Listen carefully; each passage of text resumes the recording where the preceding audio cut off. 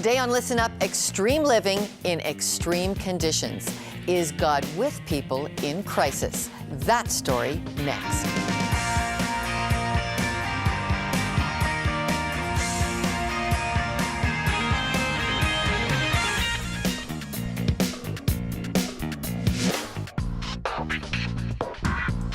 Welcome to Listen Up, where we explore news from a Christian perspective. I'm Lorna Duick. Adventures. We all experience them. Whether it's a weekend hiking trip with your family, team building getaway with your coworkers, but sometimes those adventures offer a little more than we had anticipated. We'll speak with author and adventurer John Geiger, who says that many times there is a third man who joins us on the most dangerous of adventures. And also coming up, the star of the reality show Man vs. Wild, Bear Grylls, talks about surviving in the most extreme condition, but also offers up spiritual survival tips. Up first, the amazing true story of a Nunavut teenager who spent 3 days stranded on a floating ice floe. 17-year-old Jupi Angootealuk went on a polar bear hunt with his uncle when a piece of ice broke away and sent him adrift into the frigid waters of the Hudson Bay. Jupi's uncle, Jupi Angootealuk, was part of the search and rescue effort.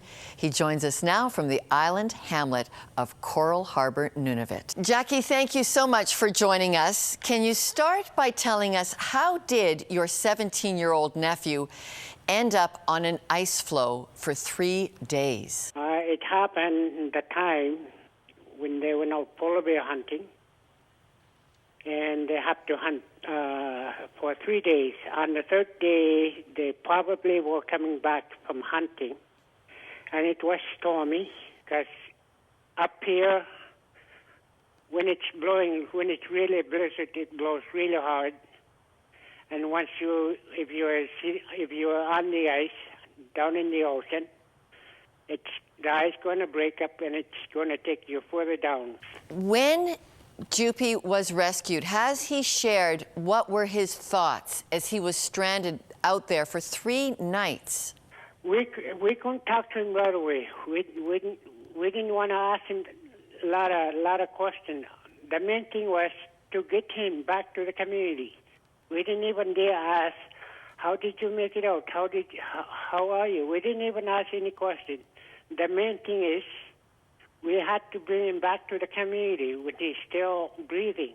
All right. Now that you've been able to talk with him and his family has talked with him, what have you learned from Jupi about his time, those terrifying 3 nights, 40 kilometers out to sea like that?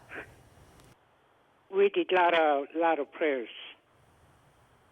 And that's the only way we can help another person is by prayers, and we really do believe in prayers. We'll be praying to him, and we ask our God to help him out, whether he's alive or not.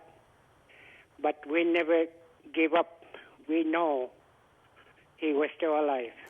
So as soon as your community realized there was a crisis, and when his parents realized the danger, there was a prayer movement going for Jupi. Definitely, the whole Nunavut was doing that to us. They were helping us out by prayers. And he's been recovering. As we speak, he's still in hospital in Churchill, Manitoba, recovering from extreme frostbite. Has he been able to explain his situation at all? Have you got an update on him? No. I haven't been updated on him, but when I talked to his mother, he said he's getting better now, but they're going to have to probably cut off one of the little joints on his feet because it was getting bad, so they had to cut it off. That's the only information I got right now, but otherwise he's getting better. Okay, and I understand that there is a big caribou feast being planned for Jupi with Inuit communities from across Nunavut for when he comes home. Tell us why and what's going to happen there. By having a feast, what we're saying is thank you. We're saying thank you to our God for giving us a person back to us alive. Well, so you have no doubt God was involved in rescuing Jupi. As head of the search and rescue team, you have no doubt God was involved. definitely you got to believe in God in order to. You got to believe. You got to have hope. You don't have to give up whether he's alive or dead. We have to get the body back, but definitely he was alive. So when both of my uncle and Jupi, when they come back, we're going to celebrate and say thank you to our God for helping us out within our community.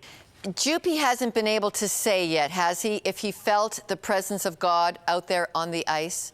The first time when he stuck to his mother, yes, he mentioned that I don't know how he survived, but he survived. He knows that he was taken care of by God. So that's our belief. Okay, Jackie, thank you so much for joining us today from Coral Harbor, Nunavut. Yeah, thank you very much and have a good evening. When Listen Up returns, the mysterious presence that accompanies people in extreme environments. We'll explore the third man factor next.